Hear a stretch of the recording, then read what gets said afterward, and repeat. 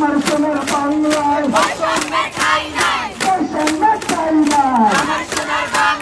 এই জায়গা থেকে আপনি স্লোগান দিয়েছিলেন আমার সোনার বাংলায় বৈষম্যের ঠাঁই নাই। এই স্লোগান দেখে আমরা দেখেছি দেশব্যাপী আপনার স্লোগান ব্যাপক পরিমাণে ভাইরাল হয়েছে। সেই স্লোগান ভাইরালের পর আপনার মৃত্যুর গুজব উঠেছে। ঠিক 1 বছর আগে এই জায়গাতে আপনি স্লোগানটা দিয়েছিলেন।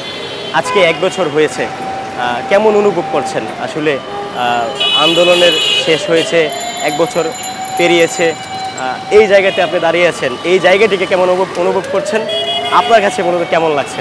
আসলে বিগত বছরের জুলাই আগস্টের যে স্মৃতি, এটা আমরা চাইলেও হয়তো কখনো ভুলে যেতে পারবো না।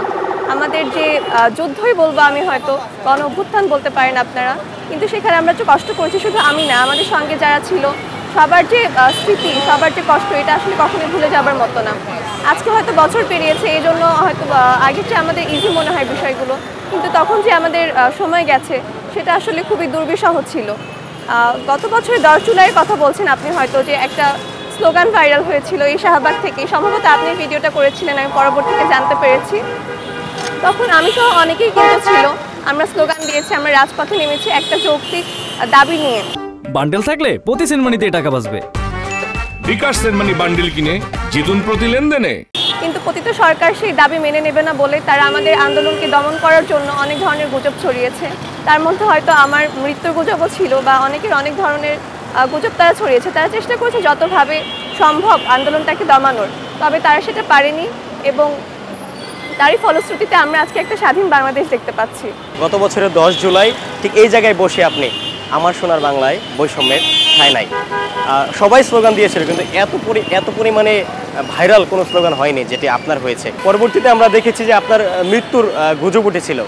সেই গুজবটি কি ফ্যাসিস্ট সরকার, পতিত সরকার আন্দোলনের গতি কমানোর জন্য সেই গুজবটি উঠিয়েছিল মনে হয় আপনার? হ্যাঁ, আমি আসলে দেশের মানুষ আমাকে যেভাবে ভালোবাসা দিয়েছে, আমি খুবই লাকি ফিল করি যে আমি হয়তো অত বড় মানুষ নই, তবে তারা আমাকে যেভাবে গ্রহণ করেছে আন্দোলনের একজন কর্মী হিসেবে, সেক্ষেত্রে আমি নিজেকে খুবই লাকি ফিল করি। আর এই যে 1 বছর পর এই শাহবাগে আসা, এখানে আন্দোলন, আমি খুবই নস্টালজিক ফিল করি যে আমাদের কী সব দিন গেছে, আমরা চাইলেও কখনো ভুলতে পারবো না। আন্দোলন, রাজপথে নামা, বন্দুকের সামনে যে দাঁড়ানো, এটা কখনোই চাইলে ভোলা সম্ভব না।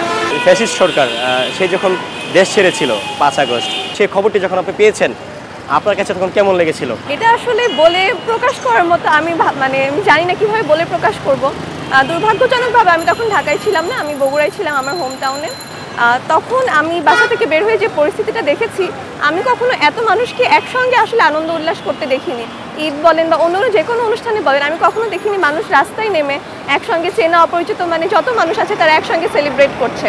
তো এটা আসলে অন্যরকম অনুভূতি। আমি জানি না ভবিষ্যতে কখনো এরকম কিছু আর দেখতে পারবো কিনা, কিন্তু এই অনুভূতিটা আসলে অন্যরকম, একদম আলাদা। আপনার ভিডিও ভাইরাল হওয়ার পর আপনার উপর বা আপনার পরিবারের উপর কি কোনো প্রেশার এসেছিল? চাপ এসেছিল বলতে, ভিডিও যখন ভাইরাল হয়েছিল আমি তো হলে থাকতাম না। হলে থাকলে হয়তো একটা আলাদা সিকিউরিটির ব্যাপার থাকতো। আমি তখন বাইরে থাকতাম একটা সাবলেট ফ্যামিলির সাথে, আমি আমার ফ্রেন্ড থাকতাম। কিন্তু তখন পুলিশ দেখা যেত ওখানেও রেড করছে, ফ্যামিলিও তারা যার সঙ্গে থাকতাম তারাও হচ্ছে যে কেমন করতো যে আমার জন্য তাদেরও সিকিউরিটি হ্যাম্পার হবে। এক্ষেত্রে তখন একটা প্রেশার ছিল, বাসায়ও টেনশন করতো, যেহেতু একদম বাসা থেকে দূরে একা একা। আর হুমকি ধামকি সব তো ছিলই, এগুলো তো একদম নিত্য নৈমিত্তিক ব্যাপার ছিল। এই ক্ষেত্রে বাসায় বেশ প্রেশার ছিল, তবে বাসার সাপোর্ট ছিল জন্য বলেই হয়তো এগিয়ে যাওয়া সম্ভব হয়েছে। আচ্ছা, একটু ভিন্ন প্রশ্ন করি যে আপনি যে স্লোগানটা দিয়েছিলেন আমার সোনার বাংলা, একটু আমাদের বলবেন যে সেই স্লোগানটা আবার একটু বলেন। আমার সোনার বাংলায় বৈষম্যের ঠাঁই নাই। আচ্ছা, এই স্লোগান দেখে আপনার পরিবারে আপনার বিয়ের অফার এসেছিল কিনা? যে এত এত এত আলোচনা এসছেন, আপনি আপনার সৌন্দর্যের তারিফ করছিলেন, সব মিলে আপনার প্রতি একটা জেনারেশন, পুরো জেনারেশন আপনার প্রতি ফিদা হয়ে গিয়েছিল। এই কারণে কি আপনার পরিবারের উপর যে আপনাকে বিয়ের প্রপোজাল কোনো পরিবার থেকে দিয়েছিল কিনা এই স্লোগানের কারণে, ভিডিও ভাইরালের কারণে? আসলে ব্যক্তিগত প্রশ্নের উত্তর সেভাবে দিতে চাচ্ছি না, তবে আপনি যেহেতু জিজ্ঞেস করেছিলেন, হ্যাঁ, আন্দোলনে কিন্তু আমরা এসব ভেবে অংশ নিইনি। তবে যেহেতু দেশের অনেক মানুষ ভিডিওটা দেখেছিল, তাদের মনে হয়তো এসব কিছু আসতেই পারে, বাসায় প্রপোজাল এসেছিল, তবে সেভাবে কিছু হয়ে ওঠেনি। অভ্যুত্থানের 1 বছর পূর্ণ হলো। আপনারা যে বাংলাদেশের জন্য অভ্যুত্থান ঘটিয়েছিলেন, যেমন বাংলাদেশের জন্য আপনারা অভ্যুত্থান ঘটিয়েছিলেন, তেমন বাংলাদেশকে আপনারা পেয়েছেন? না, পরিপূর্ণ যেভাবে চেয়েছি সেভাবে হয়তো বাংলাদেশটা পাইনি। এটা আসলে এত কম সময়ে হয়তো সম্ভবও না। সবাই হয়তো তাদের দিক থেকে চেষ্টা করছে যেভাবে বাংলাদেশকে একটা ভালো অবস্থানে নিয়ে যাওয়া যায়। তবে দেশে কিছু খারাপ মানুষ তো থাকবেই, তারা হয়তো সবসময় তাদের স্বার্থটাই দেখবে দেশের স্বার্থের চেয়ে বেশি। এজন্যই হয়তো দেশটা এখনও সেই লেভেলে পৌঁছাতে পারেনি। তবে আমরা আশাবাদী, যদি সবাই তাদের নিজ নিজ জায়গা থেকে একটু কনসার্ন থাকে, নিজের স্বার্থের চেয়ে দেশের স্বার্থটা এগিয়ে রাখে, তবে হয়তো সেই বাংলাদেশ একদিন অবশ্যই পাওয়া সম্ভব। অভ্যুত্থানের পরে ডক্টর মোহাম্মদ ইউনূস তিনি প্রধান উপদেষ্টার দায়িত্ব নিয়েছেন। আপনি কি কখনো ভেবেছেন যে অভ্যুত্থান সফল হলে ডক্টর মোহাম্মদ ইউনূসের হাতে এই রাষ্ট্রের ক্ষমতা যাবে? একটা গেস তো ছিল যে যদি সেরকম মানে যোগ্য ব্যক্তি থেকে থাকেন, ডক্টর মোহাম্মদ ইউনূস তাদের মধ্যে অন্যতম। সেই ক্ষেত্রে একটা গেস ছিল যে ডক্টর মোহাম্মদ ইউনূস থাকতে পারেন, এবং পরবর্তীতে সেটাই হয়েছে। আচ্ছা, ডক্টর মোহাম্মদ ইউনূস ব্যক্তি হিসেবে কেমন, তিনি কেমন রাষ্ট্র চালাচ্ছেন? আমি ব্যক্তিগতভাবে তাকে খুব পছন্দ করি। তিনি একজন খুবই গুণী ব্যক্তি, তিনি আমার বিশ্ববিদ্যালয়ের সিনিয়র, তো সেক্ষেত্রে আমি তাকে খুব পছন্দ করি। তিনি দেশও ভালোভাবে চালানোর চেষ্টা করছেন। তবে শুধু তার একক চেষ্টা থাকলে তো হবে না, এখানে আরও অন্যান্য অনেক স্টেক হোল্ডার আছেন, তাদেরও নিজ জায়গা থেকে দায়িত্বের প্রতি থাকতে হবে। সেই ক্ষেত্রে মনে হয় ডক্টর মোহাম্মদ ইউনূসকে যদি আমরা সবাই সহায়তা করি নিজ নিজ জায়গা থেকে, তাহলে বিষয়টি আরও সহজ হবে। আপনার যে স্লোগান আমার সোনার বাংলায় বৈষম্যের ঠাঁই নাই, আপনার কি মনে হচ্ছে বৈষম্য দূর হয়েছে? বৈষম্য এখনও পুরোপুরিভাবে দূর হয়নি। যদি সত্যি বলতে চাই, বৈষম্য দূর হয়নি পুরোপুরিভাবে। তবে আমি মনে করি এখন আগের চেয়ে আমরা ভালো অবস্থানে আছি। সময় লাগবে, একদিনে তো কোনো কিছুই ঠিক হয়ে যায় না। পরিপূর্ণভাবে সময় দিলে আমি আশা করি আস্তে আস্তে হয়তো বৈষম্য আসলেই দূর হবে। আপনার পরিবার কি রাজনীতির সাথে সম্পৃক্ত আছেন, বা আপনি কি রাজনৈতিক পরিবারের সন্তান কিনা? ব্যক্তিগতভাবে হ্যাঁ, আমার পরিবার রাজনীতিতে যুক্ত ছিল। আমার বাবা 3 বার মেয়র ছিল। আমি জাতীয়তাবাদী পরিবারের সন্তান, তো হ্যাঁ সেক্ষেত্রে পারিবারিকভাবে একটা রাজনৈতিক ব্যাকগ্রাউন্ড ছিল প্রথম থেকে। রাজনৈতিক পরিবারের সন্তান আপনি বলছিলেন, ভবিষ্যতে কি আপনার রাজনীতিতে আসার কোনো চিন্তাভাবনা আছে? আমি মনে করি প্রত্যেকেরই নিজ নিজ জায়গা থেকে রাজনৈতিকভাবে সচেতন থাকা প্রয়োজন। সচেতনতাটা সবচেয়ে গুরুত্বপূর্ণ।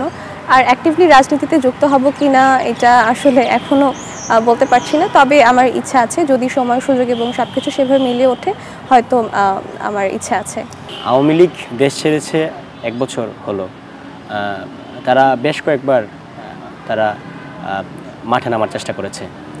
সেক্ষেত্রে আমরা দেখেছি যে প্রতিবারই তারা ছাত্র জনতার হাতে প্রতিহত হয়েছে।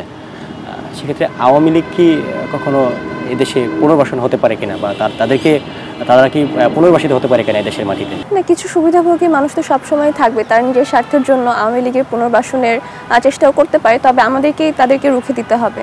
আমরা এত কষ্ট করে এত সাধারণ মানুষের রক্ত ঝরিয়ে যে দেশ আমরা পেয়েছি, সেটা আমরা কোনোভাবেই পুনরায় আবার আগের অবস্থায় ফিরে যেতে দেব না।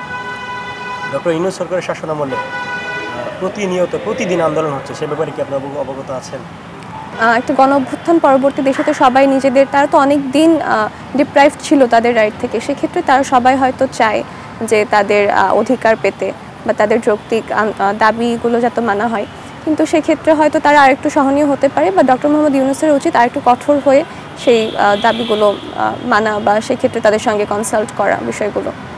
আচ্ছা, আওয়ামী লীগের পতনের পরে আওয়ামী লীগ আমরা দেখেছি অনেকবার চেষ্টা করেছে তারা রাস্তায় নামার।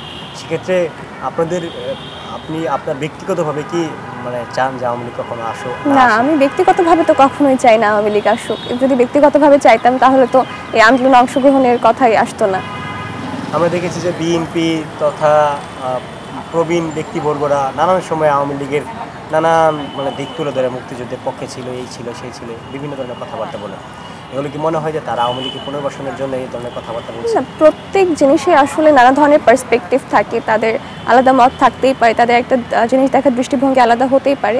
এটা তাদের নিজস্ব ব্যক্তিগত মতামত, এই ক্ষেত্রে আসলে আমি কিছু বলতে চাই না। আচ্ছা, বর্তমান সরকারের উপদেষ্টাদের মধ্যে আপনার কি ব্যক্তিগতভাবে কারো কাজ দেখে আপনি অনেক বেশি অ্যাপ্রিসিয়েট হয়েছেন যে এই উপদেষ্টা আসলে তাকে আমরা হারাতে চাই না, প্রধান উপদেষ্টা বাদে বাকি যে উপদেষ্টাগুলো রয়েছেন, উপদেষ্টাগুলো রয়েছে, তাদের মধ্যে কি এমন কাউকে মনে হয়েছে যে না আসলে সে থাকলে হয়তো দেশে ভালো হতো, বা তাকে আমরা চাই, এমন কোনো উপদেষ্টার নাম?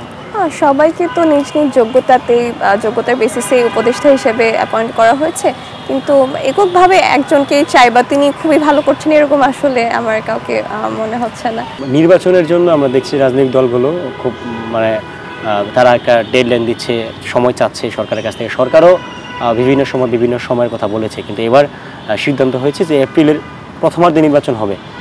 সেক্ষেত্রে নির্বাচন আপনি কি নির্বাচন এপ্রিলের প্রথমার্ধে চাচ্ছেন নাকি এই সরকারকে আরও সময় দেওয়া উচিত? আচ্ছা, আমার ব্যক্তিগতভাবে যা মনে হয়, সংস্কার তো কোনো একদিনে হয়ে যাওয়ার বিষয় না, এটা হচ্ছে চলমান প্রক্রিয়া।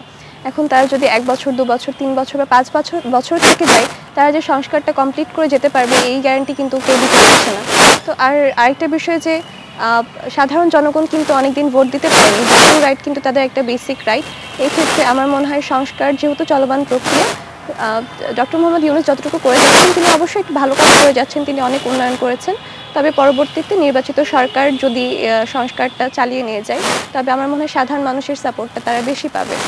যেমন আপনি নির্বাচন দ্রুত হোক সেটার পক্ষে? আমি নির্বাচন চাই, সেটা দ্রুত হোক, বা যেহেতু তারা ফিক্স করেছেন, যারা ফিক্স করেছেন অবশ্যই যোগ্য ব্যক্তিরা মিলেই করেছেন, তারা নিশ্চয়ই একটা ভালো সময় চুজ করেছেন নির্বাচনের জন্য।